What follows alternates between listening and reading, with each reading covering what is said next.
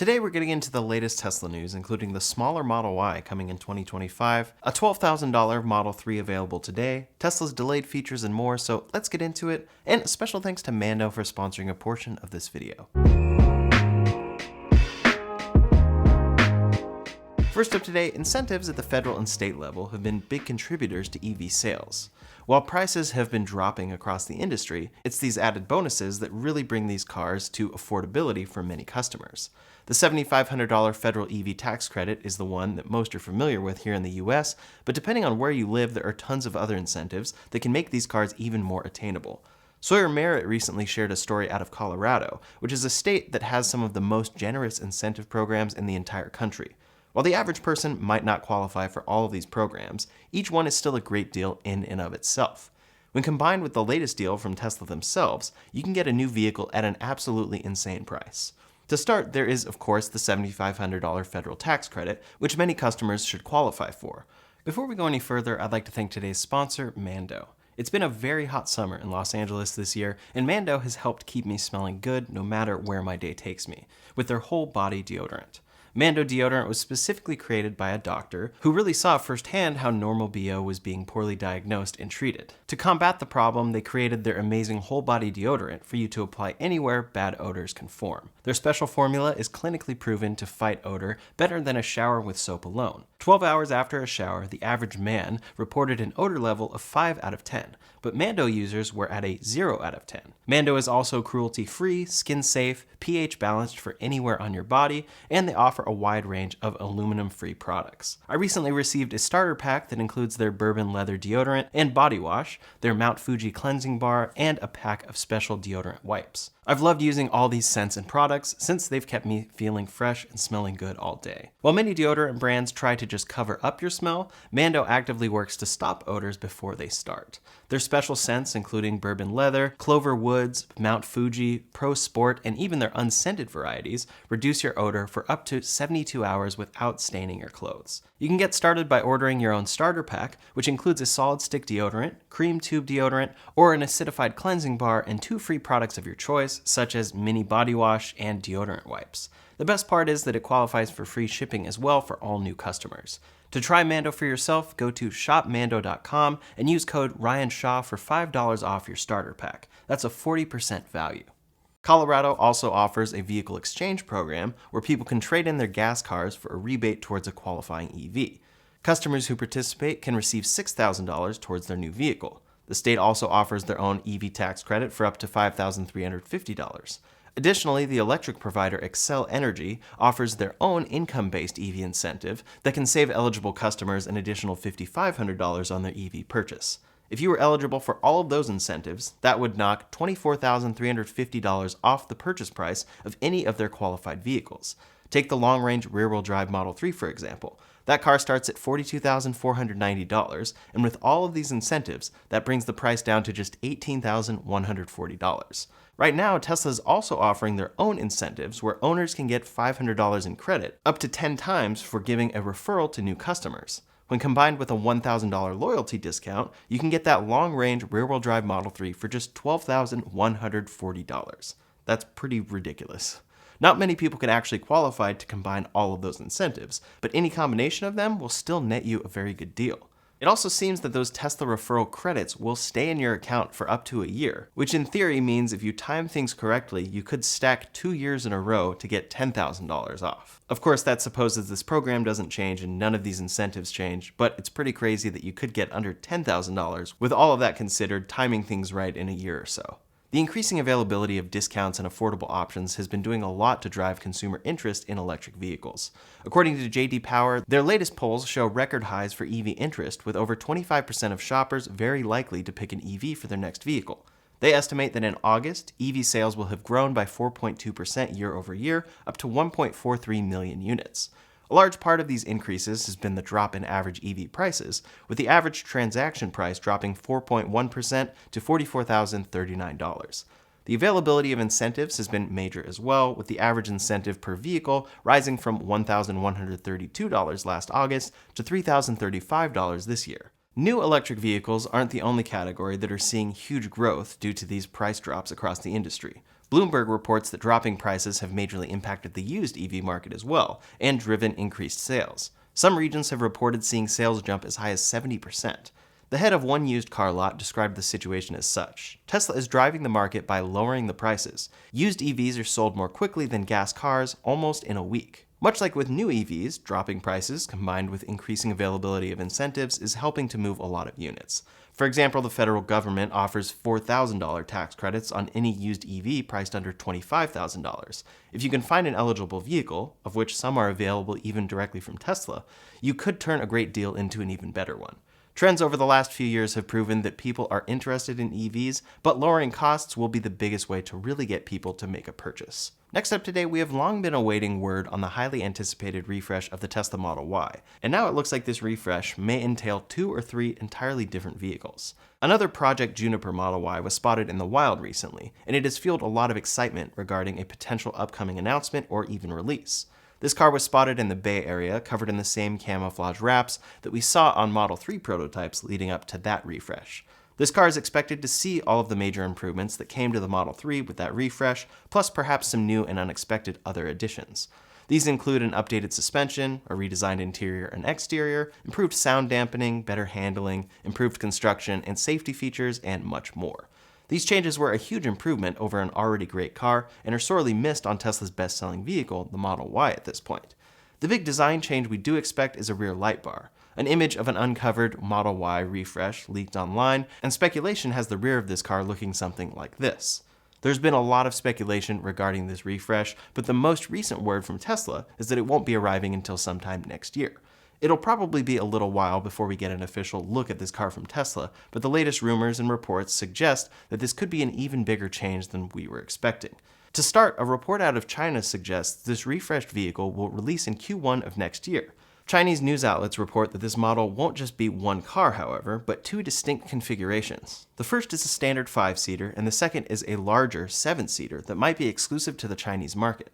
Unlike current Model Ys, those won't just be an option to select in the configurator, but could be an entirely different vehicle altogether that is larger. This report feeds speculation and rumor from reliable sources like Chris Zhang that Tesla's plans for the Model Y are much grander than just refreshing a single car, but will instead act as a way to efficiently expand their entire product line. In a tweet this week, Chris Zhang said, quote, "The Model Y hatchback will be released next year and delivered in 2026. He also clarified that it would be a smaller hatchback based on the Model Y, aka Model 2.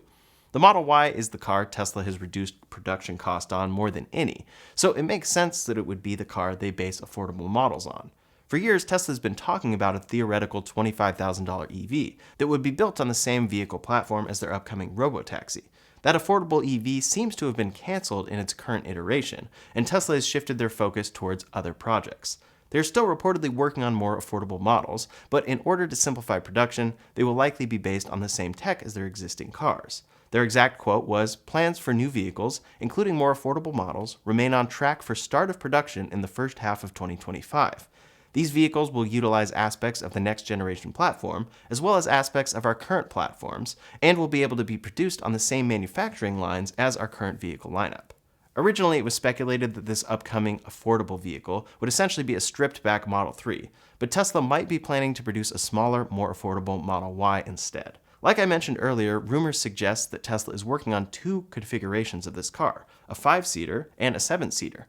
Currently, Tesla does already produce 7-seat Model Ys, but since this car is still relatively small, sitting in the back isn't the most comfortable. Given that this 7-seater version is expected to be a China-exclusive vehicle, some think that it won't just be an option, but rather an entire redesign and larger vehicle. Having a larger vehicle would provide a more comfortable ride in the back than current configurations, while still being a more economical car than something like the Model X. This car is specifically being reported as different from the North American model, and will be exclusive to China. To start off, their sales guidance for this vehicle sits at around 20,000 units per month, so clearly they have high expectations for it. It's interesting to see that larger car being exclusive to China in these rumors, since large SUVs are rather popular in the US. That could be something that sells well for Tesla here. To join this larger Y though, rumors suggest that Tesla will also be producing that smaller and more affordable stripped back variant. If that smaller Model Y arrives sometime in 2026, that would push back Tesla's timeline that they have given us by about a year. Some suggest that this plan could be announced at the end of this year instead, with vehicles on track for 2025. 2026 may be too long of a wait for Tesla's current approach, or maybe a normal Model Y Juniper refresh, as we know it now but just refreshed, can hold them over for another year until they get that smaller hatchback to market. It will be very interesting to see how Tesla actually moves forward with production of this future Model Y, and whether these rumors turn out to be true. If we think back to the launch of the refreshed Model 3, that car was largely designed in China and had a head start on the rest of the world when it came to production. The Model Y and all of these new variants might follow a similar production path by starting in China and then eventually making their way over to the US, but we'll have to see. It's hard to imagine Tesla making a larger vehicle and then not bringing it to the market that is most interested in large cars. As for that smaller Model Y, if it's at the right price point, it could be the perfect car for Tesla to sell and expand. Tesla is undoubtedly at a major crossroads right now and is working hard to determine where to go from here. That original affordable EV was essentially canceled in order to shift focus towards their robotaxi project, which is their biggest priority at the moment. If that vehicle is a success, then that could really turn the transportation industry on its head, but these upcoming affordable vehicles could act as an insurance policy of sorts. If anything, we can be sure that the robotaxi won't be replacing all transport within the next year or two, so Tesla does need to continue growing their vehicle sales. While these new Model Y variants probably won't be quite as cheap as that initial $25,000 car promise, making them using their current production lines should help bring costs down. Next up today, if you have been following Tesla for a while, you probably know that they are no stranger to delaying features for their vehicles. One particular feature that has been pushed back time and time again is Tesla's long-promised, actually smart summon for their vision-based vehicles. A few years ago, Tesla switched over from their ultrasonic sensor-equipped vehicles towards an autonomy system that relied purely on cameras. When they switched over to this, quote, Tesla Vision, several of their previous autonomy features, like Smart Summon, stopped functioning. Smart Summon allowed for your Tesla vehicle to autonomously drive through a parking lot to pick up the driver without anyone needing to be in the car. This feature has been promised to arrive now for years, but every deadline came and went without any word on its arrival. Back in September of 2022, Elon tweeted that they had an internal deadline to release this feature by the end of that month. Clearly, that didn't happen. Again, the feature was promised to arrive this past April, and that deadline was also missed. After this long, many were starting to give up on seeing that feature anytime soon, but now we've gotten our first insight that it may actually arrive soon. In the latest update to the Tesla app, code has been added which references work being done on Smart Summon behind the scenes. The code seems to reference certain limitations regarding when the feature can be used, but we don't know exactly what that entails. The functionality of this feature will undoubtedly need to be present soon for one of Tesla's major products, the robotaxi. We are rapidly approaching the reveal of that product, and if it will be a success, then it needs to be summonable to your exact location. Perhaps we might see the Smart Summon feature arrive simultaneously with the launch of the robotaxi, but only time will tell. They'll likely need to test it on their fleet of vehicles before it trickles down to that car. In the meantime, this is at least some degree of proof that this feature is being worked on and may arrive in the near future. Next up today, we've heard a lot lately about the ongoing battles between Western and Chinese automakers that have turned the EV world upside down. In short, Chinese companies were producing lineups of extremely cheap electric vehicles that Western automakers couldn't compete with on price. These vehicles are so affordable that other companies feared their introduction might be an existential threat to their ability to do business. In response, governments across North America and Europe began implementing some very strict tariffs on Chinese EVs, as high as 100% in many cases. Canada was among the latest to implement these tariffs, and even though Tesla was one of the companies most threatened by Chinese competition, even they think these tariffs went a bit too far. In the beginning, Canada's supply of Tesla vehicles was exclusively handled by their US-based factories. After the opening of and increased profitability of Giga Shanghai, that factory slowly began to send vehicles to Canada instead. Although Tesla is based out of North America, these cars made in China would still be hit by these tariffs, and as such, they're asking for a pretty big exemption. Tesla did something similar in the EU, who recently announced their own Chinese tariffs. While their rates only went up as high as 36%, Tesla was able to negotiate for a lower 9% tariff on their vehicles made in China. Reuters recently reported that Tesla approached Canada and, quote, asked for a rate similar to what it received in the European Union. As it stands right now, it's unclear whether Tesla will receive any kind of concessions here. It does give an interesting insight into some of the strange nuances of running an international business like this. Even though Tesla has multiple factories in the US, it has been more economical for them to ship cars from China. International tariffs are a tricky subject, and they can have unintended consequences, so we'll have to see how this situation shakes out. Next up today, the dreaded recall is one of the biggest difficulties that an automaker and its customers can face in the lifetime of one of their vehicles. There have been a lot of dramatic stories about Tesla recalls over the years, but what they often fail to mention is that most of them are easily solved by over-the-air software updates. They have had hardware recalls as well, but they haven't been nearly as common as the easily fixable software-based issues. A few days ago, NHTSA finished their assessment of another recent Tesla hardware problem though, and this time the automaker managed to avoid needing to call for a full recall. For context, back in 2020, Tesla recalled 30,000 Model S and X vehicles from China after claims were made over an allegedly faulty suspension component. The recall report was very strange, and it only affected very specific vehicles that were sent to China between 2013 and 2017, and had not really manifested in other vehicles that used the same suspension. Tesla fought with Chinese officials over the necessity of this recall, claiming that there was no defect and that problems only impacted 0.1% of vehicles in China. Tesla essentially blamed the issue on driver abuse and said that any problems were not the result of a faulty manufacturing process. Nevertheless, in 2020, NHTSA announced that they would be conducting their own investigation into the issue. They identified 426 instances where the suspension 4 links had failed, but that, quote, none of the instances resulted in any loss of vehicle control. A majority of the failures occurred at low speeds, and in all circumstances, the vehicles remained completely controllable and did not pose a safety risk. Back in 2016, Tesla had released a bulletin that this component should be replaced, but only on vehicles produced between January and May of 2016. As a result of this investigation, NHTSA has recommended that Tesla expand this bulletin for replacement, but says that it doesn't rise to the occasion for issuing a full recall. Driving with this part having failed does pose a slight risk of causing more damage to the vehicle, but since it is not a safety problem, a recall will not be issued. This marks the end of a very long journey regarding the potential recall of this specific part. This is a very specific issue that only really stands to impact a very narrow portion of Tesla customers. Still, this gives us some interesting insight into the vehicle investigation process and when a recall is and isn't necessary. While some recalls may seem frivolous, like the recent font size debacle on Tesla vehicles, this is a good reminder that ultimately they exist to ensure driver safety. Last up today, some updates from other automakers. Last October, Kia unveiled their new lineup of upcoming affordable EVs, including the EV4 sedan. The EV4 concept shows a sleek and futuristic design with a digital tiger face grille design and a number of features pulled from their existing EV9. The EV4 has been spotted testing a few times out on European roads, but just recently, a new variant was seen testing in Korea. This alternate trim shares the same front-end design, but has been completely changed in the rear to accommodate a hatchback. This 5-door design is reportedly aimed at the European market, as SUVs like the EV3 will likely be more popular in the US. This lineup of affordable EVs looks like it could be quite popular with consumers when it starts production later this year. Acura is the luxury division of Honda, and like their parent company, they have recently been making some further strides into electrification. The company recently shared a video that shows off the concept for their next generation of performance EVs. They describe it as having a, quote, aggressive front fascia and wide athletic stance with powerful fenders, 23-inch wheels, and a teardrop cabin. As we can see in this video, this car definitely has a shape that can really only be described as unique.